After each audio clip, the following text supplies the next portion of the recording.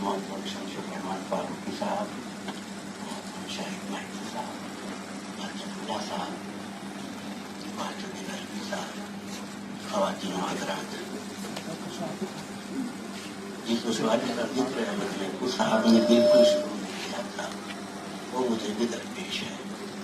یہ ہم دونوں کا مقدر ہے، کوئی کچھ نہیں کر سکتا.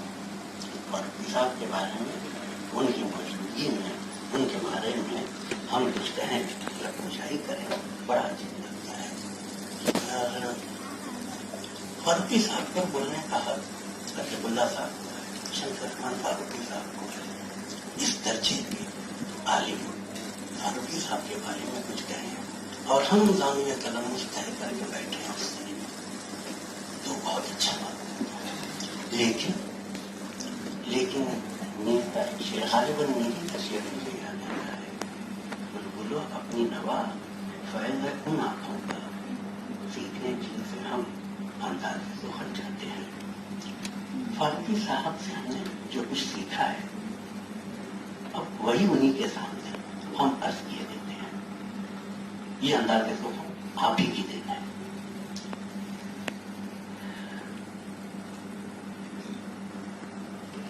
میرے نزدیک فاروقی صاحب کی حیثیت ایک لائٹ ہاؤس کی ہے، مینار نور. میرے نزدیک فاروقی صاحب کی حیثیت ایک لائٹ ہاؤس کی ہے، مینار نور کی سی ہے. آج فاروقی صاحب کا اعتراف جس طرح بھی ہو رہا ہے، ہم سب آج جس طرح ان سے اپنی عقیدت کا اظہار کر رہے ہیں، آج سے 20-25 برس کے بعد اگر میں سوچوں اور دیکھوں کہ فاروقی صاحب کہاں ہوں گے اور کیا ہوگا، میں عرض کروں آپ کے خدمت آج سے 20-25 برس کے بعد جب اردو ادب کی تاریخ لکھی جائے گی تو میں بڑی انکساری کے ساتھ عرض کرتا ہوں کہ فاروقی صاحب تنہا ہوں گے، ان کے ساتھ کسی اور کا نام نہیں لیا جا سکے گا. باقی تمام حضرات، اور یہ میں محبت میں حقیقت میں نہیں کر رہا ہوں، مجھے ان سے بڑی حقیقت ہے، بڑی شفقت فرماتے ہیں مجھ سے، میں بیان نہیں کر سکتا ان کی عنایتیں کیا ہیں، لیکن ان تمام باتوں کا میری اس گفتگو سے کوئی تعلق نہیں ہے.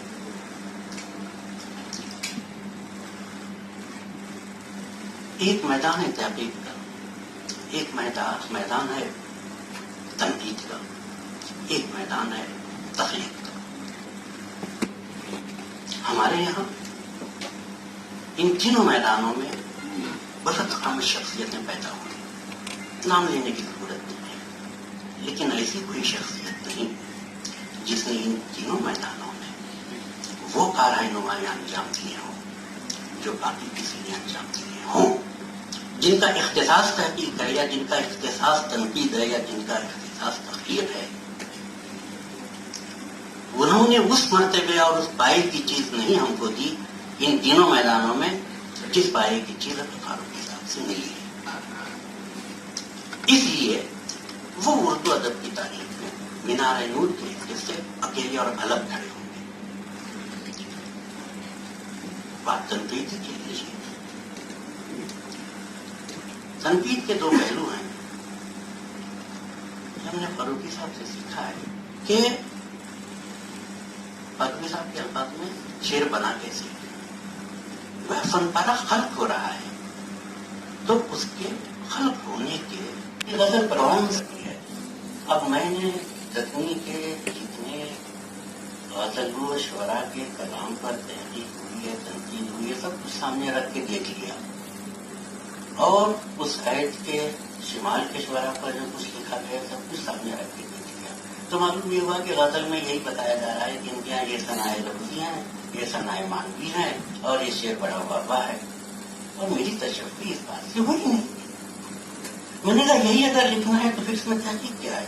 یہ تو پھر میرا بی اے کا لڑکا بھی بتا دے گا کہ اس شعر میں یہ صنعتیں ہیں، اس شعر میں یہ معنوی صنعتیں ہیں، اس شعر میں یہ لفظی صنعتیں. میں نے کہا بھائی یہ نہیں ہو سکتا، جب تک بات میری سمجھ میں نہیں آئی میں لکھ کیسے.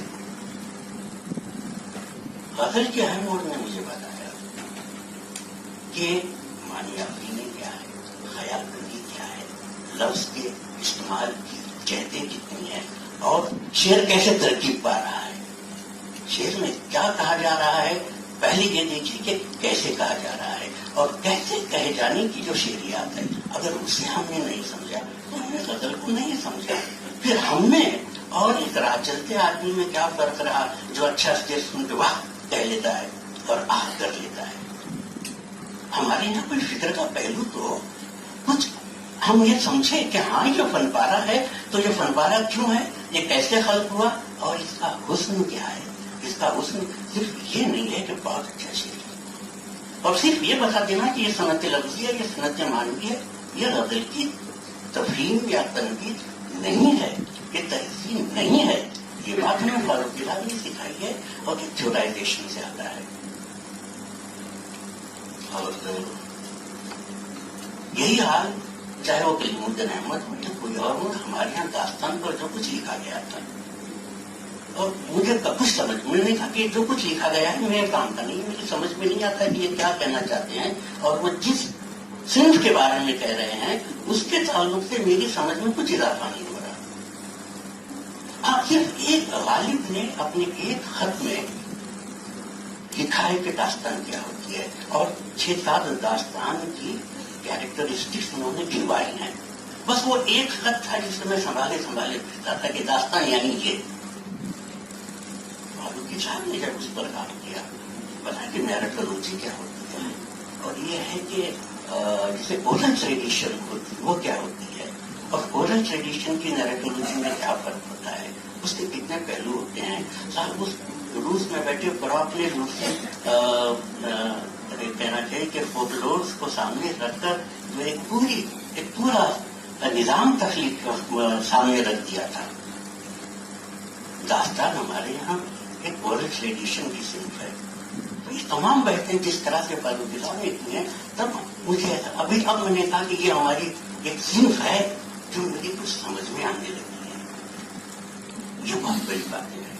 اور تنقید کے بارے میں لکھیے، میں یہ سمجھتا ہوں کہ تنقید کی زبان فاروقی کے علاوہ کوئی نہیں لکھتا.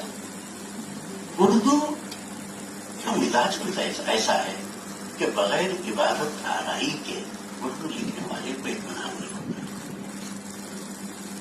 یہ ہے مزاج، ہم کیا کریں گے. لیکن یہ بات تنقید کے مزاج سے میل نہیں کھاتی. تنقید 2 + 2 4 کی زبان چاہتی ہے. ٹھوس بات چاہیے، ٹو دا پوائنٹ چاہیے. آئیں بائیں شائیں نہیں، ادھر بھی جھانک رہے ہیں ادھر بھی جھانک رہے ہیں، کچھ یہاں منہ مار لیا کچھ نہیں. صاحب سیدھی بات کیجیے. تنقید کی زبان ہمارے یہاں صرف فاروقی کی ہے اور یہ بہت مشکل کام ہے. بہت مشکل یعنی بہت مشکل کام ہے.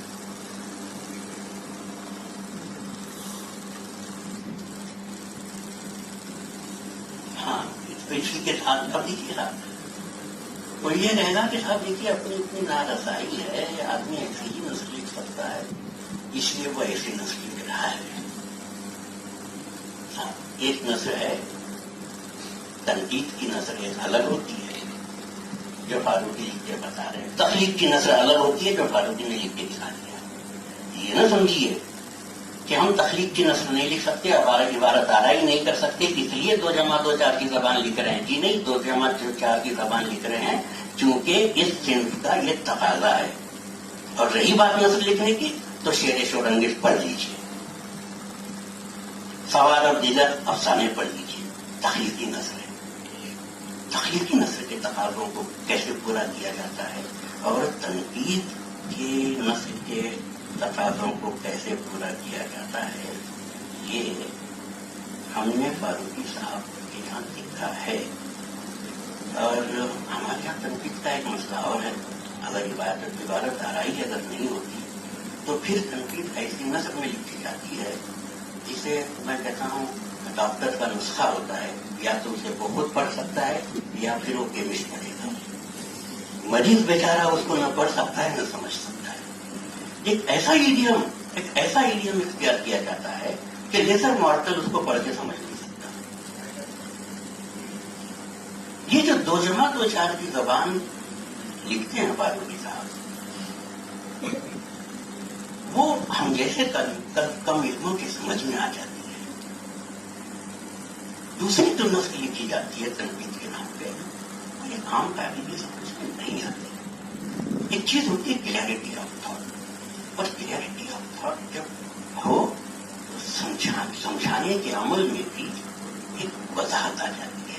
कहीं तरसील का मरहला मसला दरपेश नहीं आता। और ये इसके इसके पहलू हैं।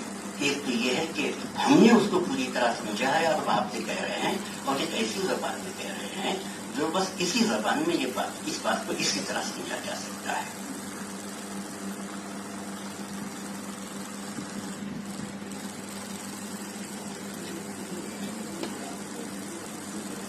और कुछ अर्ज कर सकता हूँ।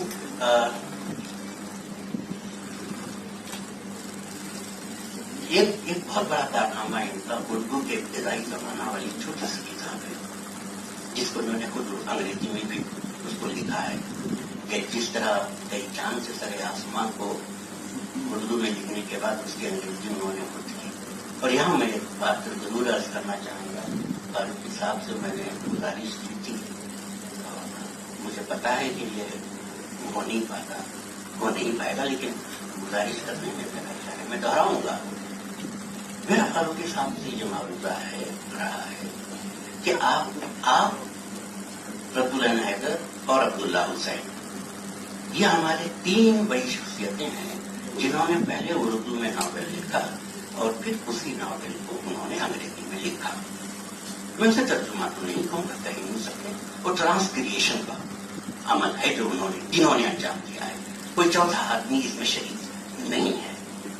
अब्दुल्ला हुसैन साहब भी अल्लाह को प्यारे हो गए, मोहतरमा रब्बुल हैदर साहब भी अल्लाह को प्यारे हो गए, फारूकी साहब को अल्लाह मुझे फिक्र अता करे, नहीं आपको अल्लाह मुझे फिक्र अता करेगा।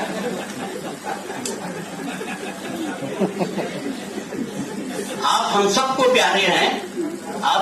प्यारे हैं, और आप चाहे जो कह लें, असल बात मैं अर्ज करूं आपके, एक तख्लीकी फनकार अपनी असल जबान में, बुनियादी जबान में एक फनकारा खल्क करता है, दूसरी जबान पर उसे उसी बला का कबूल हासिल है, अब वो उसको ट्रांसक्रिएट कर रहा है। साहब हम सिर्फ एक गुजारिश करते हैं, आप एक सफा अपने उस नॉवेल का लीजिए, एक सफा, और उस पर हमको ये बताइए कि इसका ट्रांसक्रिएट करने में आप किन मरहलों से गुजरे, आपका क्या तजुर्बा रहा, कौन सा लफ्ज आपने चुना, क्यों चुना, कैसे चुना। भाई ये तो आप कोई नहीं बता सकता। मैं आप ही ने उर्दू में उसको खल्क किया है, आप ही उसको अंग्रेजी में खल्क कर रहे हैं। सिर्फ एक सफे पर आप बात कीजिए, ये एक सफे पर बात करने बैठेंगे तो 100 सफे की किताब बनेगी। और ये मैंने इनके खिदमत में मारूजा अपना रखा है, आप सबके सामने रखता हूँ। अगर ये कर देते हैं तो इल्मी दुनिया के लिए ये मुनफरिद काम भी होगा, पहले किसी ने नहीं किया, और आप जब करेंगे तो ये हमारे लिए बड़ा सूदमंद होगा।